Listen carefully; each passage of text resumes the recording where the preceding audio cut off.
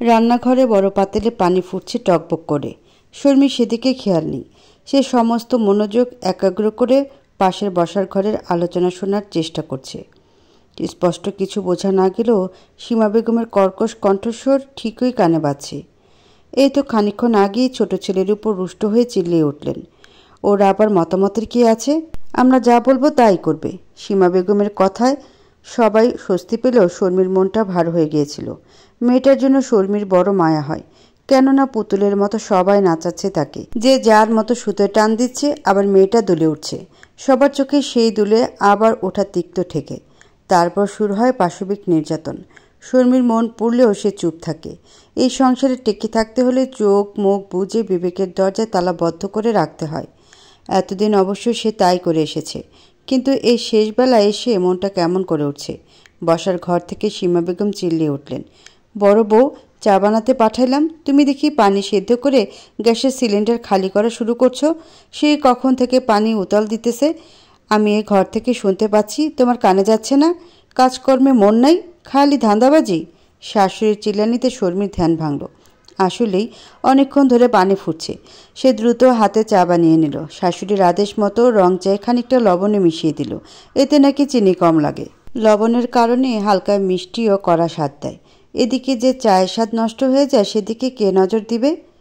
বসার ঘরের একপাশে একটি চৌকি রাখা। সেখানে গদি বিছিয়ে তার উপর বেডশিট কুশন দিয়ে সুন্দর করে সাজানো হয়েছে। সীমা বেগমের সারাদিন কাটে এই চৌকির উপরে বসে কিংবা শুয়ে।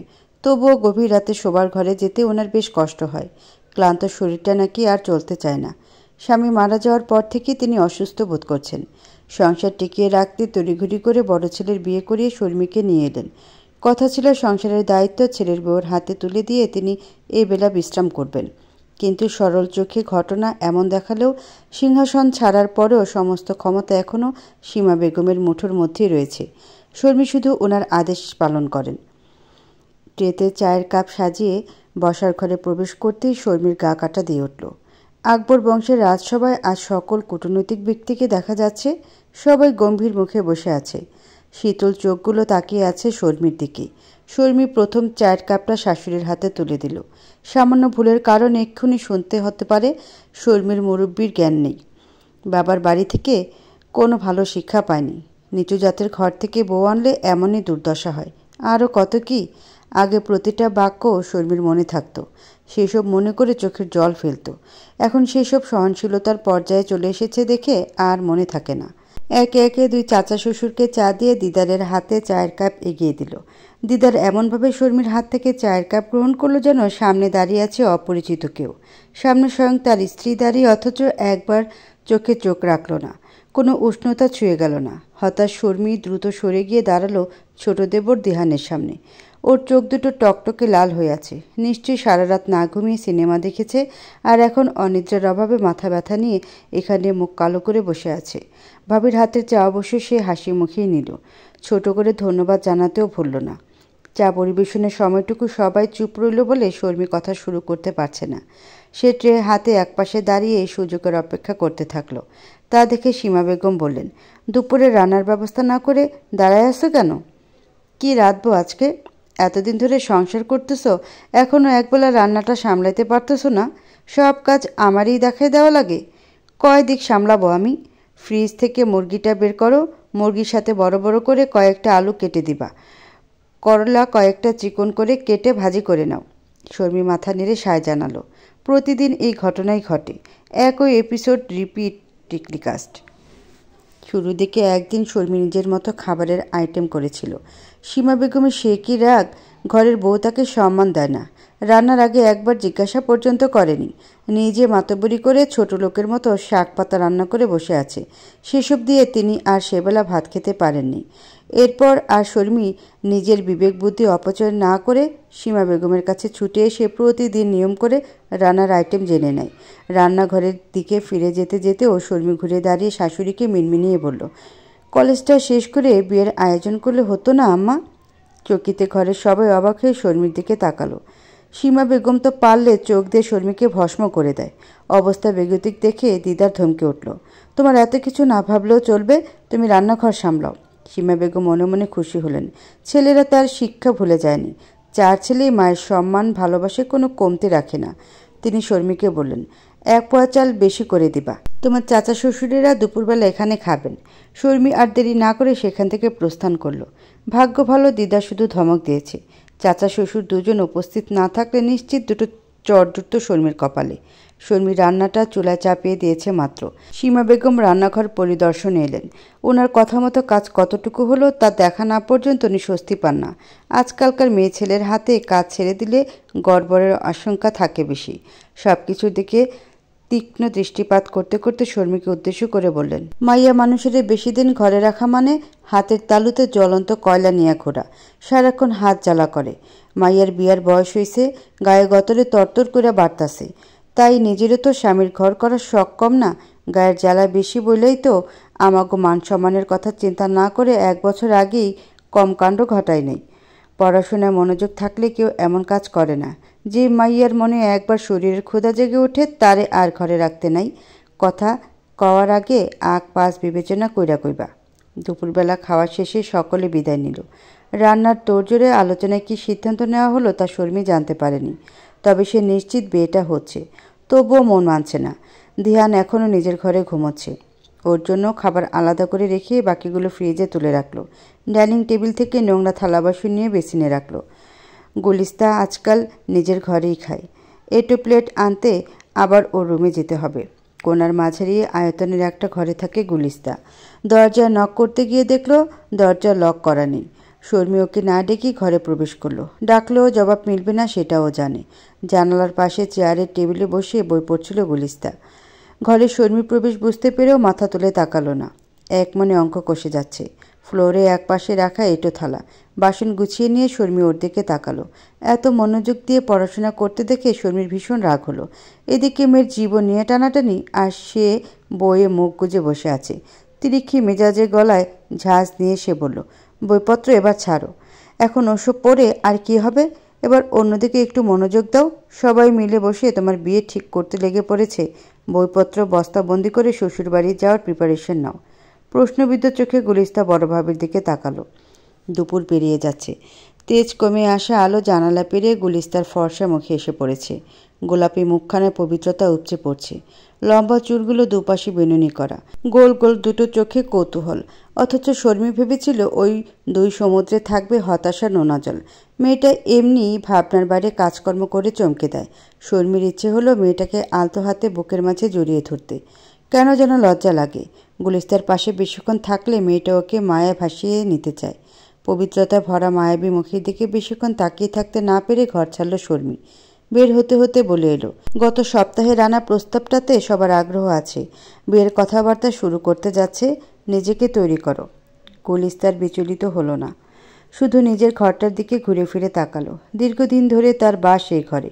কত নির্ঘুম রাত, কত দীর্ঘশ্বাস, কত চোখের জলের সাক্ষী এক ছোট্ট ঘরটা। এই ঘর ছেড়ে অন্য কোথাও যেতে হবে ভাবতেই দম বন্ধ হয়ে আসতে চাইছে। অবশ্য দম বন্ধ হয়ে যাক, এটাই তো আজকাল একমাত্র চাওয়ায় পরিণত হয়েছে। গুলিস্তার মনে হলো এই ঘর ছেড়ে যাওয়ার থেকে এই দুনিয়া ছেড়ে যাওয়া বুঝি বেশি সহজ। জানালা দিয়ে নিচের দিকে তাকালো। এখান থেকে ঝাঁপ দিলে তার কি মুক্তি মিলবে? মন উত্তর দিল দ্রুত। এই দোতলা থেকে ঝাঁপ দিলে হাত পায়ের হাড়টুকুও ভাঙবে কিনা সন্দেহ আছে। মরে যাওয়া তো দূরের কথা। গুলিস্তার চেয়ার ছেড়ে টেবিলের উপর পা মুড়ে বসে পড়ল। তারপর প্রিয় গণিত বইটার একটা একটা করে পাতা ছিঁড়ে জানালা দিয়ে নিচে ফেলে দিল। দস্যি পাতাগুলো সোজা নিচে না পড়ে খানিক উড়াউড়ি করে একটু দূরে গিয়ে পড়ছে। গুলিস্তা একের পর এক পাতা ছিঁড়ে নিচে ফেলে দিচ্ছে, কিন্তু কোনোভাবেই সেগুলো সোজা নিচের দিকে যাচ্ছে না। একে তো পাতলা কাগজ, তার উপর বাইরে বইছে মাতাল হাওয়া। বগুড়া সদরে আকবর পরিবার ব্যবসায়িক অঙ্গনে ভীষণ পরিচিত মুখ। অনেক বছর ধরে এরা বগুড়ার সবজি ব্যবসা করে আসছে। কাঁচা বাজারে তাদের সবজির আড়ত। এছাড়াও এখন স্টক বিজনেসের দিকে ঝুঁকেছে। আলী আকবর ছিলেন এই বংশের বড় ছেলে। ওনার ছোট 2 ভাই আতিফ আকবর, আদিল আকবর মিলে সবজির আড়তের ব্যবসার পরিব্যাপ্তি বাড়িয়েছিলেন। আলী আকবর মারা যাবার পর ওনার বড় ছেলে বাবার ব্যবসার দায়িত্ব কাঁধে তুলে নেয়। আলী আকবরের ঘরে 4 ছেলে ও 1 মেয়ে। বড় ছেলে দিদার ও ছোট ছেলে দিহানের ব্যবসার প্রতি আগ্রহ থাকলেও অন্য 2জন ছেলে দানেশ ও দাউদের আগ্রহ ছিল লেখাপড়ায়। ওরা 2জন লেখাপড়ায় পাঠ চুকিয়ে এখন ঢাকা শহরে ভিন্ন 2টি প্রাইভেট কোম্পানিতে চাকরি করছে। দিদার সবজির আড়ত সামলায় আর দিহান সামলায় স্টক বিজনেস। যদিও যুবক দিহান ব্যবসায় সময় দেয় খুব কম। অল্প মনোযোগ দিয়েও তার ব্যবসা যে এখনও টিকে আছে এবং সামান্য লাভের দেখাও মিলছে, তাতেই দিদার খুশি। তার বিশ্বাস বয়সের ফেরে দিহান একদিন ঠিকই দায়িত্বশীল হয়ে উঠবে। আর এখন তার বয়সটাই বন্ধুদের সাথে আড্ডা দেওয়ার, ঘুরে বেড়ানোর। দিদা সেই সকালে আড়তের উদ্দেশ্যে বেরিয়ে যায়, ফিরে আসে রাতে। তারপর খেয়ে তাড়াতাড়ি ঘুমিয়ে পড়ে। সকাল 6টায় তার আড়তে থাকা চাই। আজ ঘুমানোর প্রস্তুতি নেওয়ার সময় শর্মী বলল, আর একটা বছর পরেই মেয়েটার এইচএসসি কমপ্লিট হয়ে যেত, তারপর বিয়ের তোড়জোড় করলে হতো না? কী বা বয়স হয়েছে ওর? দিদার বালিশে মাথা দিয়ে চোখ বন্ধ রেখেই উত্তর দিল, পড়াশোনা করে কি হবে শুনি? তুমি নিজেও তো অনার্স শেষ করে বিয়ে করেছো, সেই তো সংসার সামলাচ্ছ। তাছাড়া ওর নিজেরই তো ঘরে মন টিকতেছে না, স্বামীর ঘর করার তারা বেশি কিনা? বোনের জন্য ভাইয়ের মুখে এমন কথা শুনে শর্মী ভীষণ বিরক্ত হলো, কিন্তু সে পাক্কা অভিনেত্রীর মতো অনুভূতি লুকাতে শিখে গেছে অনেক আগেই। তাই বিরক্তিকে একপাশে রেখে বলল, সন্দেহের বশে মেয়েটাকে তো অনেক ভুগতে হলো, সে এক কারণে এখন বিয়েও দিয়ে দিতে চাইছো? সামান্য একটা ব্যাপার নিয়ে? সামান্য ব্যাপার মানে? এখন কি পারে ছি পড়ার অপেক্ষা করব? তারপর কোন ভালো ছেলেটা ওকে নিতে আসবে? আমার বোনের একটা ভালো ঘর হতে প্রস্তাব এসেছে বলে তুমি হিংসা জ্বলে পড়ে যাচ্ছ? সকাল থেকেই দেখছি সম্বন্ধ ভেস্তে দেওয়ার পায়তারা করছো। শর্মীর কথা শেষ করার আগেই দিদা ধমকে উঠল। অপরদিকে শর্মী হতবাক। সে হিংসা করছে, এতে তার কী লাভ? এই বাড়ির মানুষগুলোকে শর্মীর অদ্ভুত মনে হয়। নিহাত গরিব ঘরের মেয়ে, শর্মীর কোথাও ঠাঁই নেই, তাই শত অপমান সহ্য করে ও এখানে পড়ে আছে। এতদিন অবশ্য সব দেখে শুনে বুঝেও চোখ বন্ধ করে নির্বিকার জীবন কাটিয়ে দিয়েছে। গুলিস্তার বিয়ের তোড়জোড় দেখে মনটা মানছিল না দেখে একটু চেষ্টা করে দেখতে চাইছিল, কিন্তু হিতে বিপরীত হচ্ছে দেখে শর্মী সিদ্ধান্ত নিল সে এই ব্যাপারে আর কিছু বলবে না। নির্বিকারভাবে দর্শকের মতো শুধু দেখে যাবে। দানেশ যে কোম্পানিতে চাকরি করে, সেখানকার কলিগ আসাদের মাধ্যমে গুলিস্তার বিয়ের প্রস্তাব এসেছে। আসাদের বন্ধুর বড় ভাইয়ের জন্য জরুরি ভিত্তিতে পাত্রী খোঁজা হচ্ছিল। অফিস ক্যান্টিনে বসে আড্ডার মাঝে আসাদ সে কথা বলেছিল। দানেশের তখন গুলিস্তার কথা মনে পড়ে যায়। বাড়িতে বিয়ের বয়সী মেয়ে থাকায় প্রেমিকার বাড়ি থেকে বিয়ের আয়োজনে গাইগুই করছে। এদিকে দানেশের বউ ছাড়া আর চলছে না। ঢাকা শহরে একা থাকছে, বউয়ার হাতে খাচ্ছে। এ নিয়ে রত্নাকে যতবার বলা হয়েছে সে বলেছে, তোমার বোনের বিয়ে হয়ে যাক, সংসারের সব দায়িত্ব মিটিয়ে নাও, তারপর আমরা নতুন করে সংসার শুরু করব। সুযোগ দেখে দানেশ আসাদকে চেপে ধরল। যেহেতু ছেলেপক্ষের তাড়া বেশি, তাই ফোনের মাধ্যমে ছবি পাঠিয়ে দেওয়া হলো আসাদের বন্ধু রাহিলকে। রাহিলের বাবা বেঁচে নেই, তাই ভাইয়ের বিয়ের দায়িত্ব আপাতত সে নিজের কাঁধে তুলে নিয়েছে। দানেশও ছেলের ছবি ফোনেই দেখেছে। গুলিস্তার থেকে বয়স তুলনামূলক বেশি হলেও চেহারা দেখে তা বোঝার উপায় নেই। তাছাড়া ছেলের সিলেটের নিজের বাড়ি আছে, বিজনেস আছে, 2 ভাই ও মা নিয়ে ছোট্ট সংসার, ছিমছাম ছোট্ট সংসার। তাড়াহুড়ো থাকলেও নিজের একমাত্র ছোট বোনকে দানেশ তো আর জলে ফেলে দিতে পারে না। আসাদের থেকে অল্প স্বল্প কিছু তথ্য জোগাড় করে ফোনালাপেই বিয়ের দিন তারিখ ঠিক হয়ে গেল। পাত্রের মা আম্বিয়া খাতুন একবার সরাসরি মেয়েকে দেখার কথা তুলেছিলেন, কিন্তু সিলেট থেকে বগুড়া এসে মেয়ে দেখে যাওয়া অনেক ঝামেলার ব্যাপার। অবশেষে 2 পরিবার মিলে সিদ্ধান্ত নিল পাত্রপক্ষ সরাসরি এসে মেয়েকে দেখবে। যদি পছন্দ হয় তাহলে ছোট পরিসরে আয়োজন করে সেই দিনেই বিয়ে সম্পন্ন করা হবে। ছেলেপক্ষের আত্মীয় স্বজন তেমন কেউ নেই, মা ছেলে মিলে মাত্র 3 জন। তারা এসে দেখার পর যদি পছন্দ না হয় তাহলে চুপচাপ ফিরে যাবে, আর পছন্দ হলে বউ নিয়ে ফিরে যাবে। এদিকে দানেশের দৃঢ় বিশ্বাস, তার বোনের মতো অপরূপ সুন্দরী মেয়েকে কেউ অপছন্দ করতেই পারে না, তাই নিজ পরিবারকে বিয়ের প্রস্তুতি নিয়ে রাখতে বলেছে। কিন্তু সীমা বেগমের কড়া নির্দেশ, বাড়ির বাইরে একটা কাকপক্ষীয় যেন বিয়ের আভাস না পায়। একে তো মেয়ে তাদের মানসম্মান মাটিতে মিশিয়ে দিয়েছে, লোকজন এখন মুখ বন্ধ করে সব ভুলে থাকার ভান করতেছে। কিন্তু যখনই মেয়ের বিয়ের আলোচনা চলে তখনই অতীতের ঘটনার সাথে মশলা মিশিয়ে পাত্রপক্ষের কানে তুলে দেয়। এমন ধনী পরিবার হাত ফসকে বেরিয়ে যাক, এটা কিছুতেই মেনে নিতে পারবেন না বাড়ির কর্ত্রী সীমা বেগম। সবার এত পরিকল্পনার মাঝে কেউ আয়োজনের মূল চরিত্রকে নিয়ে ভাবল না। কথায় আছে না, যার বিয়ে তার হুঁশ নেই, পাড়াপড়শির ঘুম নেই। গুলিস্তাকে কেউ একবার এসেও জিজ্ঞাসাও করেনি সে বিয়ের জন্য প্রস্তুত কিনা। অন্য সকল দিনে সে যেমন ঘরবন্দি থাকে, এখনও তেমনি আছে। নিজের ঘরে খাচ্ছে, ঘুরছে, ঘুমাচ্ছে। শর্মী না থাকলে মনে হয় সে জানতেও পারত না যে তার বিয়ের আলোচনা চলছে। রাতে খাবার দিতে এসে শর্মী বলল, কাল ছেলের বাড়ির লোকজন আসবে তোমাকে দেখতে, পছন্দ হলে কালকেই হয়তো বিয়ে হয়ে যাবে। যথারীতি গুলিস্তা উত্তর দেয়নি, বরং মুখ ভর্তি ভাতের মাঝে আরেক নলা ভাত নিয়ে মুখে পড়েছিল। সে রাতে অনেক দিন পর সীমা বেগম মেয়ের ঘরে এলেন। গুলিস্তা ছলছল চোখে মায়ের দিকে তাকালো। মায়ের চেহারায় কি কোনো পরিবর্তন হয়েছে? সেই পরিবর্তন বুঝতে গভীর মনোযোগ দিয়ে বেশিক্ষণ তাকিয়ে দেখতে হলো না। মেয়ের চোখে মায়ের আনন্দে ঝলমল করা চেহারাটা সহজে স্পষ্ট হয়ে উঠল। যদিও সীমা বেগম যথেষ্ট গম্ভীর ভাব নিয়ে রুমে প্রবেশ করেছেন, কিন্তু গুলিস্তা বুঝে ফেলেছে তার মায়ের মন আজ ভীষণ ভালো। সীমা বেগম গুলিস্তার বিছানার উপরে বসে ওকে বললেন, টুলটা নিয়ে এসে এখানে বসো। গুলিস্তা টুল নিয়ে এসে মায়ের সামনে মেঝেতে বসল। এরপর সীমা বেগম অনেক বছর পর মেয়ের মাথা যত্ন সহকারে তেল মালিশ করে দিতে লাগলেন। মেয়ের চুল কবে কোমর ছুঁয়েছে তিনি মনে করতে পারছেন না। সে যখন তেল দিয়ে দিয়েছিল তখন গুলিস্তার ঝাঁকড়া চুল ছিল। সে তখন স্কুলে পড়ত, 3 অথবা 4 ছিল। সীমা বেগমের এখন ঠিক মনে পড়ছে না। মাথায় তেল দেওয়া শেষ করে শক্ত করে একটা বেনি গেঁথে দিলেন। লম্বা মোটা বেনি দেখে মন ভরে গেল। দুধে আলতা গায়ের রং, কোমর সমান কুচকুচে কালো ঘন চুল, লম্বায় ভাইদের কাছাকাছি। মেয়ে হিসেবে এক কথায় সব দিক থেকে সেরা। এমন মেয়েকে দেখতে এসে ফিরে যায় এমন সাধ্য কার আছে? তেল দেওয়া শেষে বাটিতে নিয়ে আসা ফেস প্যাক মেয়ের মুখে মাখিয়ে দিতে শুরু করলেন। এই ফেস প্যাকটা তিনি আতেক আকবরের বড় মেয়ের থেকে বানিয়ে নিয়ে এসেছেন। পুরোটা সময় গুলিস্তা শান্তভাবে মায়ের আদেশ অনুযায়ী কাজ করছে। কতদিন পর মায়ের স্পর্শ পেয়ে আর কোনো চিন্তা মাথায় আস্তানা করতে পারছে না। এই মুহূর্তটা শুধু তার এবং মায়ের। সীমা বেগম কাজ শেষ করে গুলিস্তাকে বললেন, 1 ঘন্টা পর ঠান্ডা পানি দিয়ে মুখ ধুয়ে ফেলবি, তারপর চুপচাপ ঘুমায় যাবি। কালকে যেন দেখতে ফ্রেশ লাগে। চণ্ডালের মতো দেখা গেলে মানুষজন যে পথে আসবে ওই পথেই বিদায় নেবে। আর এমন যদি হয় তোরে আমি নিজে হাতে খুন করে নদীতে ভাসায় দিব। অনেক অশান্তি দিছিস তুই আমারে। চুপচাপ বিয়ে করে বিদা হয়ে আমাদের শান্তি দে। মেয়ের হয়তো ছলছল চোখের দিকে তাকিয়ে সীমা বেগমের মেজাজটা আরও বিগড়ে গেল। এসব homemade hair oil, face pack সংগ্রহ করতে গিয়ে ওনার উপর বেশ ধকল গেছে। শরীরটা বিশ্রাম চাইছে। কালকের আয়োজনের উপর আবার তীক্ষ্ণ নজর রাখতে হবে। হাজার হোক শর্মী পরের বাড়ির মেয়ে।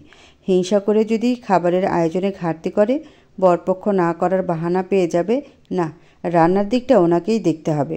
বাড়িতে কুটুম আসার কথা যেন আবার বাইরে না যায় সেই দিকেও খেয়াল রাখতে হবে। শুক্রবার শপিং মলে উপচে পড়া ভিড়। শহরের কর্মজীবী মানুষেরা ছুটির দিনের প্রিয়জনের সাথে নিত্য প্রয়োজনীয় জিনিসপত্রের বাইরে কিছু শৌখিন কেনাকাটার জন্য ছুটে আসে। মলের ফুডকোর্টের একটি চেয়ারে ক্লান্ত আলিয়া ধপ করে বসে পড়ল। টেবিলের অপর পাশে বসে দিহান বলল, কি খাবে? তোর যা মন চায় অর্ডার কর। তার আগে একদম ঠান্ডা দেখে ড্রিঙ্কস নিয়ে আয় ভাই, গরমে শরীর জ্বলে যাচ্ছে। আজকে মার্কেটে এত মানুষ আসলো কই থেকে? সবার বাড়িতে মনে হয় আচানক বিয়ে লাগছে। কথা না বাড়িয়ে দিহান জলদি চলে গেল খাবার আনতে। আলিয়ার ফর্সা মুখখানা গরমে লাল হয়ে গেছে। আতেফ আকবরের বড় আদরের মেয়ে আলিয়া। বংশের প্রথম মেয়ে হওয়ায় সে অবশ্য সবার আদরে। সারাদিন আরাম করে শুয়ে বসে সময় কাটানো মেয়েটা নিজে আগ্রহ করে গুলিস্তার বিয়ের কেনাকাটার দায়িত্ব নিয়েছে। সকাল থেকে অনেক বাছাই করে বিয়ের প্রয়োজনীয় জিনিসপত্র কিনেছে। ওর সাথে পাঠানো হয়েছে দিহানকে। একা আদরের মেয়েকে শপিং মলের উপচে পড়া ভিড়ের মধ্যে পাঠানোর পক্ষে কেউ ছিল না। দিহান অবশ্য জানে আলিয়ার এত আগ্রহ আনন্দের কারণ কি। দিহানের সেজো ভাই দাউদের সাথে আলিয়া অপ্রকাশিত প্রণয় সম্পর্কে আছে। কখনো প্রকাশ্যে না আসলেও বাড়ির সকলে বিষয়টি সম্পর্কে অবগত এবং আগ্রহীও বটে। গুলিস্তার বিয়ে হয়ে গেলেই দানেশের বিয়ের আয়োজন করা হবে। এরপর আলিয়া দাউদের বিয়ের আলোচনা সহজ হবে। এটাই মূল আলিয়ার আনন্দের কারণ। দুপুরের মধ্যেই আলিয়া দিহান কেনাকাটা শেষ করে বাড়ি ফিরে গেল। রাতের বাসের টিকিট কেটেছিল দানেশ ও দাউদ। একসাথে ঢাকা হতে বগুড়ার উদ্দেশ্যে রওনা দিয়েছিল। ওরা সকালে বাড়ি পৌঁছে গেছে। শর্মী 2 চাচি শাশুড়ি সহযোগিতায় রান্নার দিকটা সামলে নিচ্ছে। আলিয়া বাড়ি ফিরে দেখল বসার ঘরে পুরুষ সদস্যরা গল্প করছে। দাউদ সেখান থেকে উঠে এসে আলিয়ার হাত থেকে ব্যাগগুলো নিল। ওকে দেখে এক মুহূর্তে ক্লান্তি দূর হয়ে গেল আলিয়ার। তুমি কখন এলে? তুই বেরিয়ে যাওয়ার কিছুক্ষণ পরেই। ঘেমে নিয়ে তো একাকার হয়ে গেছিস, যা গোসল করে নে। আলিয়া মাথা নেড়ে সায় জানিয়ে গুলিস্তার ঘরের দিকে এগিয়ে গেল। গুলিস্তাকে সাজানোর দায়িত্ব সীমা বেগম আলিয়াকে দিয়েছেন। গোসল শেষে গুলিস্তা ও আলিয়াকে দুপুরের খাবার দিয়ে দেওয়া হলো। পরে আর সময় পাওয়া যাবে না। এমনিতেই পুতুলের মতো দেখতে গুলিস্তা, তাই বেশি সাজাতে হলো না। হালকা গোলাপি শাড়ি গায়ে জড়াতেই তাকে সদ্য প্রস্ফুটিত গোলাপের ন্যায় দেখাচ্ছে। মুখে হালকা সাজসজ্জা করতে নিয়ে আলিয়া বলল, কেমন হুট করে সব কিছু হয়ে যাচ্ছে। এত ভালো ছেলে, এত ধনী পরিবার, স্বপ্নের মতো সব পেয়ে গেলি রে। আমার কি যে ভালো লাগছে। উত্তরে গুলিস্তা কিছু বলল না দেখে আলিয়া আবার বলল, কী রে কিছু বল। কি বলবো? তোর অবাক লাগছে না? লাগছে। এরপর আলিয়া নিজের মতো করে কথা বলে গেল। গুলিস্তা পুতুলের ন্যায় বসে আছে। আলিয়ার অনবরত কথা ওর কানে পৌঁছাচ্ছে কিনা কে জানে। দুপুর 2টা নাগাদ একটি কার এসে থামলো আকবর বাড়ির সামনে। ভর দুপুরে নিজের বাড়িতে খাওয়া দাওয়া নিয়ে ব্যস্ত প্রতিবেশীরা তা খেয়াল করল না। আতিফ আকবর বাইরে এসেছেন অতিথিদের অভ্যর্থনা জানাতে। তিনি সবাইকে বাড়ির ভেতর নিয়ে যেতেই আদিল আকবর ড্রাইভারকে অনুরোধ করলেন বাড়ি থেকে একটু দূরে ফাঁকা জায়গায় গাড়িটা পার্ক করে রাখতে। ব্যস্ত রাস্তায় গাড়ি দাঁড় করিয়ে রাখলে জ্যাম লেগে যেতে পারে। আম্বিয়া খাতুনের 2 ছেলে রেহাব ও রাহিল। বড় ছেলে রেহাবের বিয়ের উদ্দেশ্যে তিনি সুদূর সিলেট থেকে বগুড়া এসেছেন। বিয়ের জন্য আজকাল ভালো মেয়ে খুঁজে পাওয়া এতটা দুঃসাধ্য হয়ে দাঁড়িয়েছে যে এটা তিনি রেহাবের বিয়ের আয়োজন না করলে বুঝতে পারতেন না। একে তো মেয়ে খুঁজে পাওয়া মুশকিল, তার উপর হাতে সময় খুবই কম। শেষ মুহূর্তে যখন একদম আশা ছেড়েই দিয়েছিলেন তখন রাহিলের কলেজ ফ্রেন্ড আসাদের মাধ্যমে গুলিস্তার খোঁজ পেলেন। ছবি দেখে মেয়েটাকে ওনার খুব পছন্দ হয়ে গিয়েছে। মায়াবী চেহারার সরলতার ছাপ স্পষ্ট। পরিবার, বংশমর্যাদা, আর্থিক অবস্থান এসবে আম্বিয়া খাতুনের আগ্রহ নেই। ওনার শুধু একটা লক্ষ্মীমন্ত মেয়ে হলেই চলবে। বসার ঘরে আম্বিয়া, রেহবার ও রাহিলকে বসতে দেওয়া হয়েছে। শর্মি হালকা নাস্তা ও শরবত দিয়ে গেছে। সীমা বেগম, আতিফ আকবর ও আদিল আকবর সবার সাথে টুকটাক আলোচনা করছেন। বাড়ির ছেলেরা এখানে কেউ নেই। নাস্তা শেষে আম্বিয়া খাতুন মেয়ে দেখতে চাইলেন। গুলিস্তাকে নিয়ে এলো আলিয়া। গুলিস্তা গুটি গুটি পায়ে মাথা নিচু করে সীমা বেগমের পাশে বসলো। শাড়ি পরিহিতা গুলিস্তার মাথায় খোপা করে ঘোমটা দিয়ে দেওয়া হয়েছে। ঠোঁটে হালকা লিপস্টিক, চোখে কাজল আর একটুখানি ফেস পাউডার দিয়েছে মনে হয়। তাতে গুলিস্তার চেহারায় খানিকটা যুবতী ভাব চলে এসেছে। মেয়ের সাজসজ্জা দেখে সীমা বেগম নিজেই বাক্যহারা হয়ে গেলেন। উজ্জ্বল চোখে আলিয়ার দিকে তাকিয়ে নীরবে তার গুণের প্রশংসা করতে ভুললেন না। গুলিস্তা চুপচাপ মাথা নিচু করে বসে থাকতে দেখে সীমা বেগম ফিসফিসিয়ে বললেন, মুরব্বিদের সালাম দাও। সে একবার শুধু গুলিস্তা মুখ উঁচু করে সালাম দিয়ে আবার মাথা নিচু করে নিল। এরপর আর সামনে তাকায়নি। নিখুঁত সৌন্দর্যে মেয়েটিকে এক পলক দেখিয়ে আম্বিয়া খাতুন মুগ্ধ হলেন। ছবির থেকেও সামনাসামনি অত্যধিক সুন্দর দেখাচ্ছে গুলিস্তাকে। আম্বিয়া খাতুন আরও কিছু প্রশ্ন করার পর সিদ্ধান্ত নিয়ে ফেললেন ছেলের বিয়ে আজকে সম্পন্ন করেই যাবেন। অনেক পথ জার্নি করে আসায় মেহমান ক্লান্ত থাকবে সেই বিবেচনা করে একটি ঘর গুছিয়ে রাখা হয়েছে। দুপুরের খাবারের পর রেহবার সেখানে বসে তার মাকে বলল, এত তাড়াহুড়ো করছো কেন মা? মেয়ে আমার পছন্দ হয়েছে তাই? তোর অপছন্দ হলে বল। পছন্দ হয়েছে সে ভালো কথা, কিন্তু একটু খোঁজ খবর নিয়ে দেখো, দেখবে না? আসাদ আর রাহিল মিলে যতটুকু দরকার খোঁজ নিয়েছে। আমাদের দরকার একটা ভালো মেয়ে, সেটা যখন পেয়ে গেছি আর অত খোঁজ নিয়ে কী হবে? মেয়ের বয়সটাও কম মনে হচ্ছে, 18 পেরিয়েছে, আইন অনুযায়ী বিয়ের বয়স হয়েছে। আর বাকি যতটুকু ছেলে মানুষে আছে সেটা তুই ধৈর্য ধরে সামলে নিলেই হয়ে যাবে। তবুও মা, এমন হুট করে বিয়ে হয়? চেনা নেই, জানা নেই, এক দেখায় বিয়ের পিঁড়িতে বসতে বলছো? একটু সময় দরকার ছিল। বিয়ের পরে অনেক সময় পাবি, ইচ্ছা থাকলে তখন বেশি ভালো জানা শোনা হবে। রেহবারের অস্বস্তিকে পেছনে ফেলে বাদ মাগরিব গুলিস্তার সাথে রেহবারের বিয়ে হয়ে গেল। রেহবার ভেবেছিল মেয়ে পক্ষ থেকে অন্তত আজকেই বিদায় নিয়ে আপত্তি করবে, কিন্তু সীমা বেগমের মেয়ে বিদায় নিয়ে উৎসাহ দেখে অবাক হতে হলো। রাত 8টার দিকে মেয়ে বিদায়ের সময় সবাই ভারাক্রান্ত চেহারা নিয়ে হাজির হলেও কারো চোখে পানি দেখা গেল না। এমনকি বেচারা রেহবারের সদ্য বিবাহিত স্ত্রীর চোখের কোনো জল জমা হলো না। সে শুধু অস্থির দৃষ্টি মেলে এদিক সেদিক তাকাচ্ছে। শর্মি একটা লাগেজ গুছিয়ে গাড়িতে তুলে দিল। বাবার বাড়ি থেকে নেওয়ার মতো তেমন প্রয়োজনীয় জিনিসপত্র কিছু নেই। বিয়ের সাজ পোশাকেই গুলিস্তা এতদূর পাড়ি দেবে ভেবে শর্মি একবার সীমা বেগমকে বলেছিল হালকা কোনো পোশাক পরিয়ে দিবে কিনা। সীমা বেগম না করে দিয়েছেন। বিদায়বেলায় বাড়ির সদস্য একে একে গুলিস্তাকে বিদায় জানালো। সীমা বেগম মেয়েকে জড়িয়ে ধরে বললেন, ও বাড়ি থেকে যেন কোনো অভিযোগ না আসে। ভাইরা তেমন কোনো আগ্রহ দেখালো না।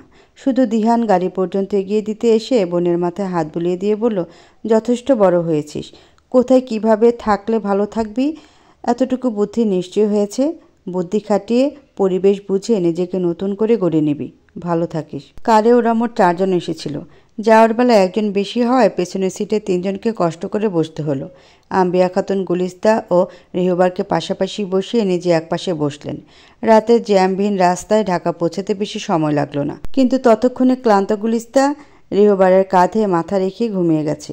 ঘুমের মাঝে কাঁধে হেলে পড়াতে প্রথমে রেহবারের খানিকটা অস্বস্তি হচ্ছিল, কিন্তু নিজের সদ্য বিবাহিত স্ত্রীর সহজাত আচরণের কাছে নিজের অস্বস্তি খানিকটা ব্যাকডেটেড ঠেকাচ্ছে। নিজেকে খুব দ্রুত সামলে নিয়ে পরক্ষণই এক হাতে আগলে নিল স্ত্রীকে। অনেকদিন বাদে গুলিস্তা কোনো ভয় ছাড়া শান্তিতে ঘুমালো। গভীর ঘুমের মাঝে তার মনে হলো দূর থেকে কেউ ডাকছে, গুলিস্তা ওঠো, এই গুলিস্তা। গুলিস্তা পিটপিট করে তাকিয়ে দেখলো তার সামনে ঝুঁকে আছে তার সদ্য বিয়ে করা বর, আর সে নিজে তার বাহুতে মাথা ঠেকিয়ে এতক্ষণ ঘুমিয়েছিল। ঘুম কেটে যাওয়া সোজা হয়ে বসে আশেপাশে তাকিয়ে দেখল প্রচুর আলো, দ্রুতগামী যানবাহন, উঁচু বিল্ডিং এবং কোলাহল। বর মানুষটা গাড়ির দরজা খুলে দিয়ে বলল, আমরা ঢাকা পৌঁছে গেছি, এখন এয়ারপোর্টের সামনে আছি। এখান থেকে ফ্লাইট নিয়ে সিলেট পৌঁছে যাব। বেশিক্ষণ লাগবে না, এই ধরো 1 ঘন্টা। প্রায় 3 ঘন্টার গাঢ় ঘুমে গুলিস্তার সকল ক্লান্তি দূর হয়ে গেছে। আম্বিয়া খাতুন নিজেও কিছুক্ষণ ঘুমিয়ে নিয়েছেন। রাহেল সবার জন্য কফি নিয়ে এসেছে, সেটাই তিনি গুলিস্তাকে এগিয়ে দিলেন। মেয়েটা এখনও মাথা ঢেকে গুটিসুটি মেরে চুপচাপ দাঁড়িয়ে আছে। এই বয়সে ছেলে মেয়ের প্রচুর কৌতূহল থাকে, অথচ গুলিস্তা ভীষণ চুপচাপ। নতুন মানুষদের পাশে ভয় পাচ্ছে, ব্যাপারটা এমনও না। ওর চেহারায় কোনো ভয় নেই, হয়তো সংকোচ বোধ করছে। অস্বাভাবিক কিছু নয়। এই দুপুরবেলা দেখা হলো, আর রাতেই সে মানুষগুলোর সাথে অচেনা গন্তব্যে যেতে হচ্ছে। মেয়েদের জীবনটাই এমন। আম্বিয়া বেগম নিজেও তো এমন পরিস্থিতির মধ্যে দিয়ে গেছেন। বয়স কম ছিল, ভীতু ছিলেন। আম্বিয়া বেগম গুলিস্তার হাতে কফি দিয়ে ওর মাথার উপর থাকা শাড়ির আঁচলটা নামিয়ে দিলেন। কফিটা খাও, ফ্রেশ লাগবে। গুলিস্তা তার জীবনকালে কখনো বগুড়া শহরের বাইরে যায়নি। এই প্রথম ঢাকা শহরে এসে শহরে ব্যস্ততা তাকে অবাক করলেও সে নির্লিপ্ত রইল। মনোযোগ দিয়ে কফির কাপে চুমুক দিয়ে আম্বিয়া বেগমের পাশে বসে রইল। প্রথমবার ফ্লাইটে ওঠার কারণে টেক অফের সময় যখন বুক ধক করে উঠল, সে বড় বড় শ্বাস ফেলে চোখ বন্ধ করে নিল। রেহবার আরও চোখে তাকিয়েছিল গুলিস্তার দিকে। প্রথমবার ওর বিমান ভ্রমণে অভিজ্ঞতা খুব একটা সুখকর ছিল না। মায়ের হাত শক্ত করে ধরে সাহস জুগিয়েছিল। গুলিস্তার মুখশ্রীতে ভয়ের ছাপ স্পষ্ট, কিন্তু ওর সাথে মা নেই সাহস দেওয়ার জন্য। রেহবার হাত বাড়িয়ে গুলিস্তার হাত ধরল। গুলিস্তার চোখ খুলল না, শুধু শক্ত করে রেহবারের হাত চেপে ধরল। ওরা যখন বাড়ি পৌঁছালো তখন ঘড়ির কাঁটা 12টার ঘর ছুঁয়েছে। প্রত্যেকে ভীষণ ক্লান্ত থাকায় ধুমধাম নিজের ঘরের দিকে চলে গেল। আম্বিয়া খাতুন গুলিস্তাকে রেহবারের ঘরে পৌঁছে দিয়ে নিজের ঘরে চলে গেলেন। তার এখন বয়স হয়েছে, শরীর একটুতেই ক্লান্ত হয়ে যায়। বেডরুমের এক পাশে গুলিস্তাকে দাঁড়িয়ে থাকতে দেখে রেহবার দ্রুত ঘরে প্রবেশ করলো। গুলিস্তার বাড়ি থেকে পাঠানো লাগেজটা একপাশে রেখে বলল, দাঁড়িয়ে আছো কেন? ক্লান্ত লাগছে না? বসো ওখানে। ঘরের ঠিক মাঝখানে বেড, সামনের দিকে 2 সিটের সোফা সেট। গুলিস্তা কোথায় বসবে নির্ধারণ করতে না পেরে দুদিকে চেয়ে দেখল। তা দেখে রেহবার বলল, বিছানাতেই বসো। ঘরের একদিকে 2টো দরজা। একটা দরজা খুলে রেহবার লাগেজ নিয়ে ভেতরে চলে গেল। খানিক বাদে লাগেজ রেখে এসে গুলিস্তাকে উদ্দেশ্য করে বলল, এটা চেঞ্জিং রুম, আর এই পাশেরটা বাথরুম। অপর পাশে যে দরজাটা দেখছো ওটা বারান্দা। তুমি খানিকটা জিরিয়ে নাও, আমি ফ্রেশ হয়ে আসছি। রেহবার ও গুলিস্তা দুজনে গোসল সেরে নামাজ আদায় করে যখন বিছানায় গেল তখন রাত 1টার কাছাকাছি। গুলিস্তা একটা শাড়ি পরে শুতে এসেছে। কখনো শাড়ি না পরা মেয়েটা শাড়ি পরে ঠিকঠাক শুয়ে থাকতে পারছে না, বারবার এপাশ ওপাশ করছে। তা দেখে রেহবার বলল, শাড়ি না পরে সালোয়ার কামিজ পরে নিলেই পারতে। বিয়ের পর শাড়ি পরতে হবে এমন কোনো বাধ্যবাধকতা নেই। গুলিস্তা ক্ষীণ কাল পরে জবাব দিল, সালোয়ার কামিজ সাথে নেই, লাগেজে শুধু শাড়ি পেয়েছি। রেহবার নিজের বালিশে মাথা রেখে অপর প্রান্তের বালিশে শুয়ে থাকা মেয়েটির দিকে গভীর চোখে তাকালো। ঘরে হালকা নীলচে রঙের একটা বাল্ব জ্বলছে, তাই দেখতে অসুবিধা হচ্ছে না। সদ্য বিবাহিত স্ত্রীর সাথে ওর কথাবার্তা হয়েছে খুবই অল্প, কিন্তু এইটুকু সময় সে খেয়াল করেছে গুলিস্তা খুব কম কথা বলে। তাও আবার কেউ প্রশ্ন করলে শুধু সেইটুকুর উত্তর দেয়, নিজে থেকে কোনো কিছু জানতে চায় না, হয়তো অস্বস্তি বা ভয়ের কারণে। তবে যেটুকু কথার জবাব দেয় সেটাও প্রশ্ন করার পর কিছুক্ষণ চুপ থেকে তারপর উত্তর দেয়, যেন কথাগুলো বুঝতে তার কিছু সময় লাগছে। প্রশ্ন শুনে অনেক ভেবেচিন্তে উত্তর খুঁজে তারপর বলে, যদিও মাত্র কয়েক সেকেন্ডের ব্যবধান, তবুও খুব অদ্ভুত ঠেকায় রেহবারের নিকট। সে তাকিয়ে আছে দেখে গুলিস্তাও কিছুক্ষণ রেহবারের দিকে তাকিয়েছিল, তারপর দৃষ্টি সরিয়ে নিয়েছে। কিন্তু রেহবার সেভাবেই তাকিয়ে থেকে বলল, হুট করে সব হয়ে গেল, কেনাকাটার তেমন সময় হয়ে ওঠেনি। মা পছন্দ করে তোমাদের ওখান থেকে কয়েকটা শাড়ি কিনে নিয়েছে। কালকে মায়ের সাথে গিয়ে তোমার কি কি প্রয়োজন কিনে নিও।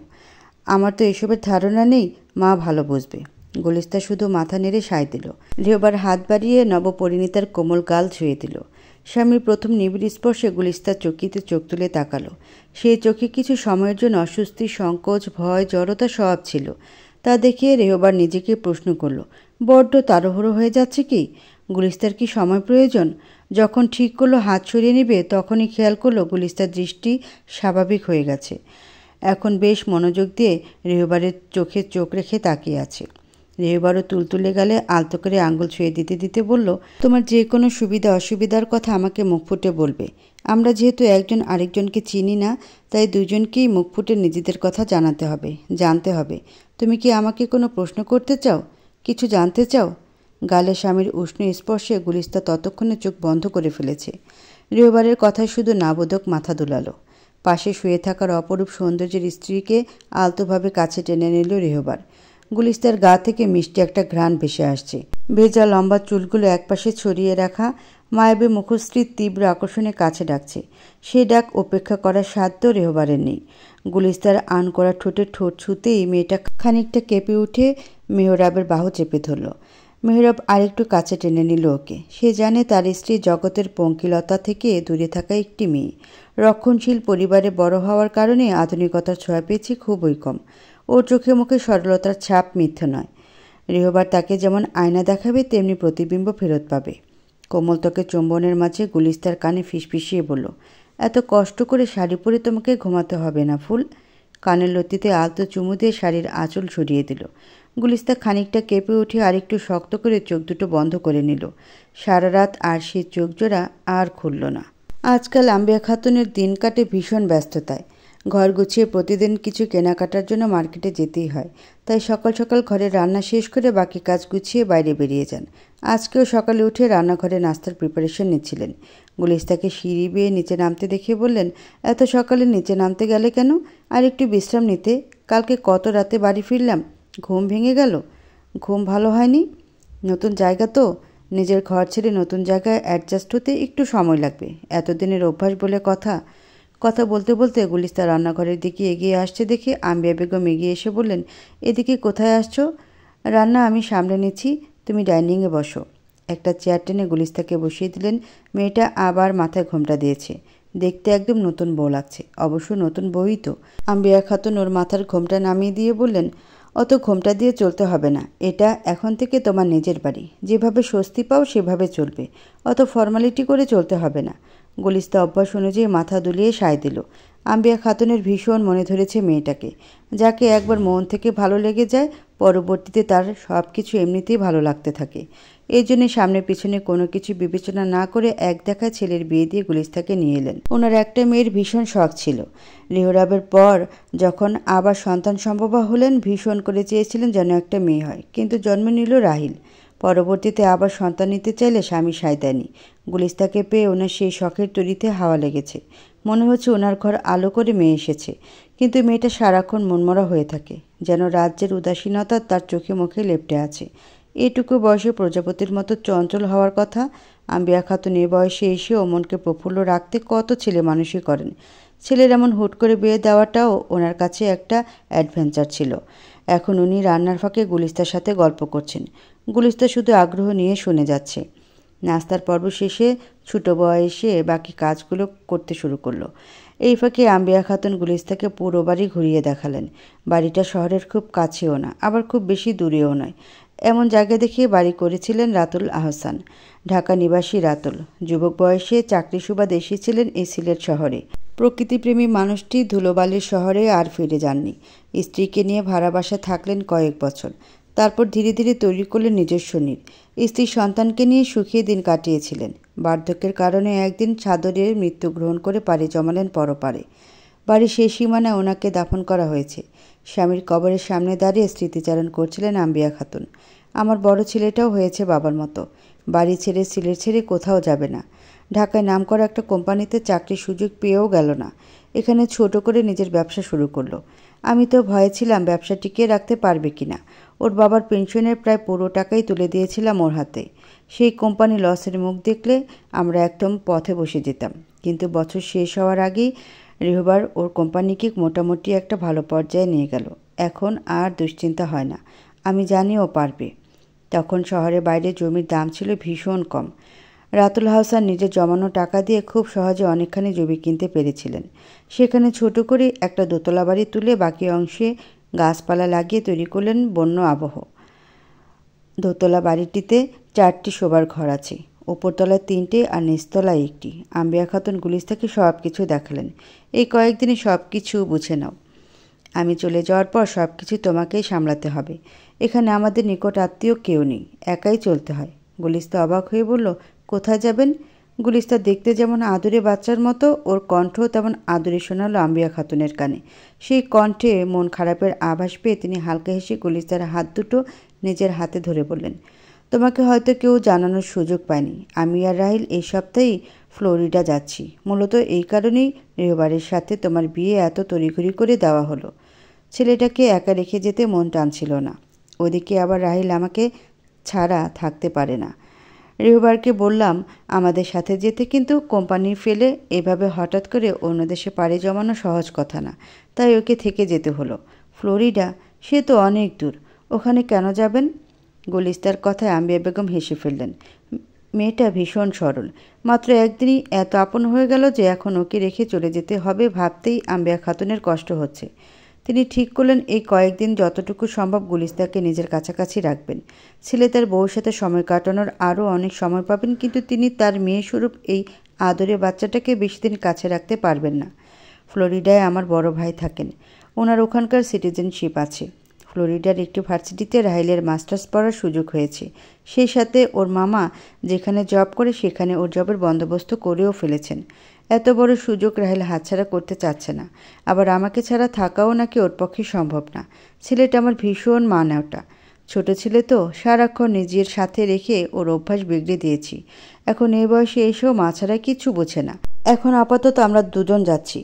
রেহবার এদিকটা সামনে নিক, তারপর তোমাদের দুজনকেও নিয়ে যাব। রেহবার গুলিস্তার সারাদিনে খুব একটা দেখা হলো না। খাবার টেবিলে সামনাসামনি হয়েছিল। এরপর রেহবার চলে গেছে তার অফিসে। রাহিল ছুটোছুটি করছে বাইরে। আম্বিয়া খাতুন গুলিস্তাকে নিয়ে মার্কেটে গেলেন। দুহাত ভরে নিজের পছন্দ মতো শপিং করেও তিনি হাঁপিয়ে উঠছেন না। বারবার গুলিস্তাকে বলছেন, আর কি নেওয়া বাকি আছে, এক্ষুনি মনে করো। আর কিছু লাগবে না বলার পরেও তিনি নিজে খুঁজে খুঁজে কিনেই যাচ্ছেন। গুলিস্তাকে জামা কাপড় চুজ করতে বলেছিলেন, কিন্তু গুলিস্তা কিছু ডিসাইড করতে পারছিল না। আম্বিয়া খাতুন বেশ আগ্রহ নিয়ে কয়েকটা সালোয়ার কামিজ কিনলেন। লাগেজ ভরা শাড়ি আছে, তা সত্ত্বেও কিনলেন আরও কিছু শাড়ি। গুলিস্তা একবার বারণ করতে গিয়েছিল। আম্বিয়া খাতুন বললেন, ওগুলো তো বগুড়ায় কেনা শাড়ি, এখান থেকে কয়েকটা শাড়ি কিনে দিই, তবেই না শ্বশুরবাড়ির শাড়ির ফিল আসবে। তাছাড়া এখনই যা কেনার কিনে নাও।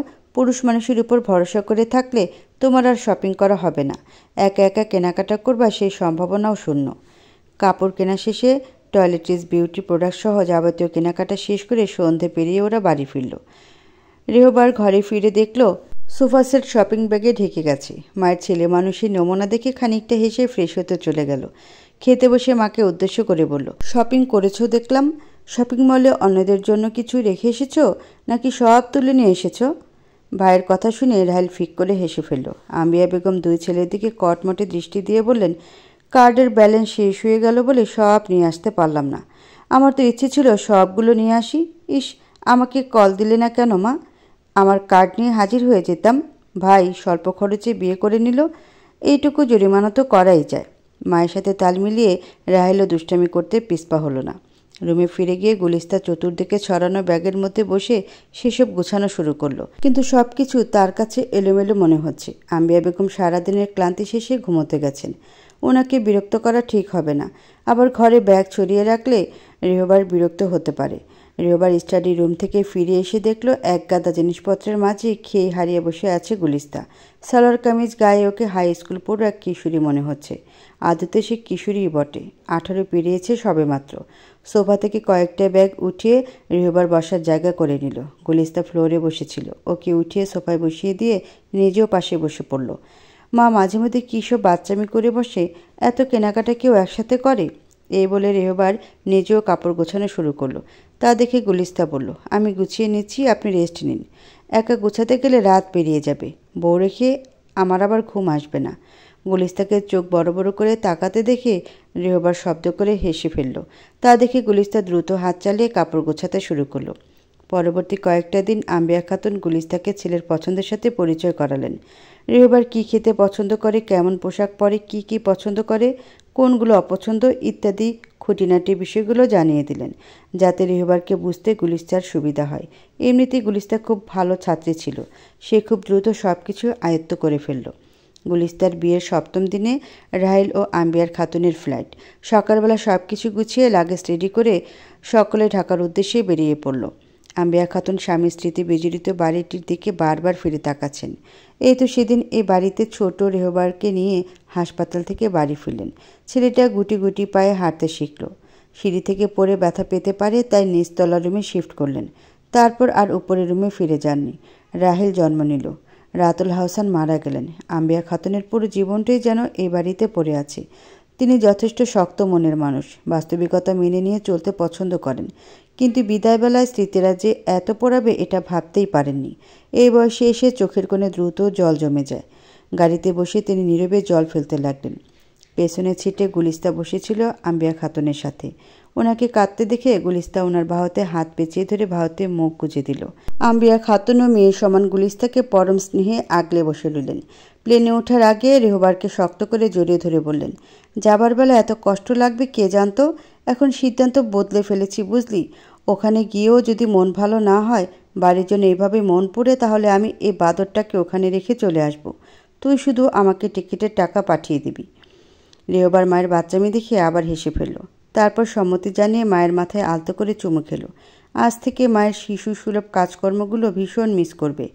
এই প্রথম মা ভাইকে রেখে এতদিনের জন্য আলাদা থাকতে যাচ্ছে। কেমন কাটবে তার আসন্ন দিনগুলো। গুলিস্তাকে জড়িয়ে ধরে আম্বিয়া বেগম হাপুস নয়নে কাঁদতে শুরু করলেন। গুলিস্তা শুধু নির্বিকার চেয়ে রইল। আম্বিয়া বেগম বললেন, তুমি আমাকে রোজ ভিডিও কল দিবে।